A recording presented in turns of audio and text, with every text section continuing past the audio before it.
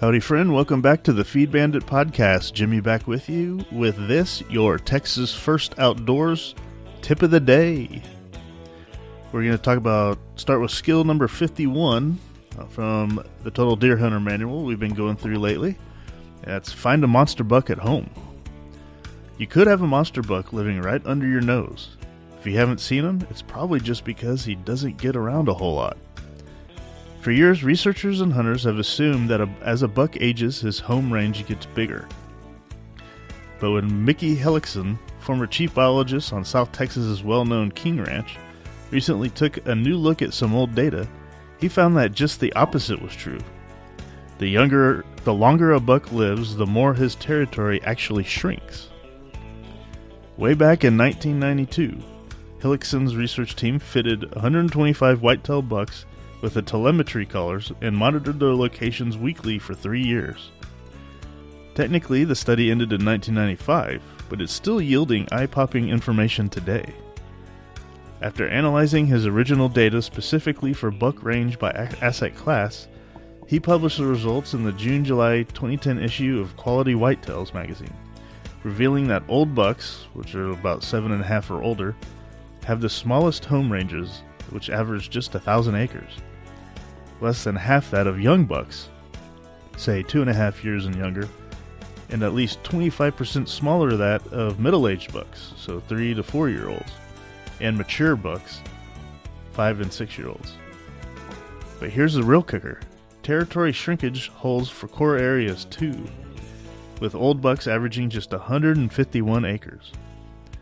And prior to the pre-rut, while deer are still in their summer pattern, home ranges and core ranges tend to be significantly smaller than the average.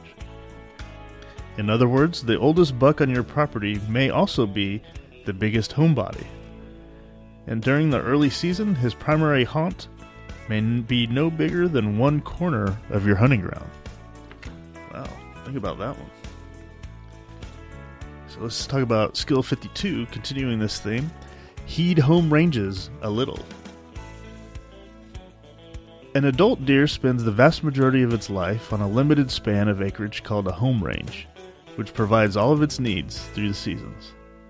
Extreme hunting pressure, other radical disruptions, and the prospect of doing it with an unknown partner can push or pull a deer off its turf.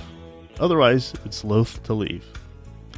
And that, as a practical matter, is about all the average hunter need know about home ranges. Their sizes vary so wildly, depending on a gamut of factors, as to be almost meaningless. I've seen average home range estimates from 640 acres to 3,000 acres, and individual home ranges within a single study group from as small as about 300 acres to 13,000 acres.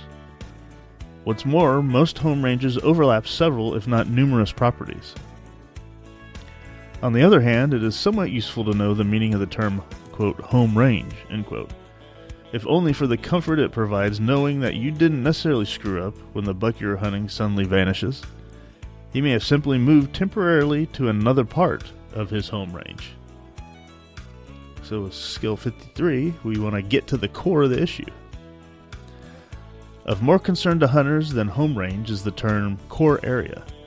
If you don't know precisely what a core area is, it may be because until recently, nobody else did either. And not exactly anyway. In the popular hunting literature, you'd often read, quote, first find the buck's core area, end quote, without the benefit of an explanation. We understood it to mean very loosely, where a buck is currently spending most of his time. Then in 2008, a real scientist nailed it down for us. In a study that marked the movements of 40 adult GPS-collared bucks every 20 minutes from August through December, Chesapeake Farms researcher Mark Connor defined core area as a place within a buck's home range, which averaged about 600 acres in his study, where the deer spent at least 50% of the time. Most core areas represented about 15% of the total home range, or about 90 acres. Now that's a space that the average hunter can get his mind, as well as his feet and eyes and trail cameras around. It's an area that's worth your attention because it may well exist largely or entirely on your hunting property. And it's worth your patience because a buck that spends at least 50% of his time here will be coming back repeatedly. It's a safe bet to assume that a deer's core areas boasts choice foods within its home range. But don't overlook the importance of thick cover. We hunters are primarily interested in where bucks spend most of their daylight hours, and that would be in and around their daytime beds. In other words, thick cover. So from this point on, within these pages, when you read the phrase, or when you hear my friend and through these podcasts, first, find the buck's core area, and quote, this is what we mean. Okay, well that's interesting. So a buck's core area could be about 15% of its home range. And if you find that, you're probably in pretty good shape. All right, well that, my friend, was your Texas First Outdoors tip, trick, little gadget for you for the day. Thank you so much for listening and taking these things in. And I just want to remind you, if you have a young hunter, someone who's just picking up some deer hunting and other types of hunting, put them on to this Deer Foundation series. They can go to feedbandit.com and look at the page for Deer Foundations, and they'll get a lot of good, useful, primers on a lot of this stuff. So send them over there. We really appreciate it. All right. Thank you so much for listening. Remember, check out feedbandit.com as well for some of the gear we have over there, our polos, our hats and whatnot. A lot of it's good, cool hunting themed, also Texas themed, Texas Independence themed. So we really appreciate your support. If there's anything over there that you see you like, just let us know by buying it.